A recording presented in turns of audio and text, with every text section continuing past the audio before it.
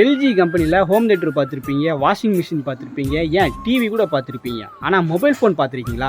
அதான் எனக்கு ஒன்றும் புரியல. நீங்கள் நம்ம பழைய இரும்பு கடையில் இருந்து வெறும் 10 ரூபா கொடுத்து இந்த எல்ஜி ஃபோனை வாங்கியிருந்தோம். பார்க்குறதுக்கு பிசிக்கல் டேமேஜ் எதுவும் இல்லாமல் நல்லா தான் இருந்துச்சு. விசாரிச்சு பார்த்ததில் இது எல்ஜி நெக்ஸஸ் 4 அப்படிங்கிற மாடல் 2012 வந்த ரொம்பவே பழைய Android phone. Micro USB charging பண்ணி தான் கொடுத்துருந்தாங்க. உள்ளே ஓப்பன் பண்ணி பார்த்ததில் பேட்டரி கொஞ்சம் ப்ரெக்னெண்ட்டாக இருந்துச்சு. மற்றபடி போர்டு டேமேஜ் ஆகியோ போஞ்சு போய் அந்த மாதிரிலாம் எதுவும் இல்லை. சார்ஜ் போட்டு பார்த்தேன், சுத்தமாக ஆன் ஆகலை. பேட்டரி ஹெல்த் பார்த்தீங்கன்னா செத்தே போச்சு.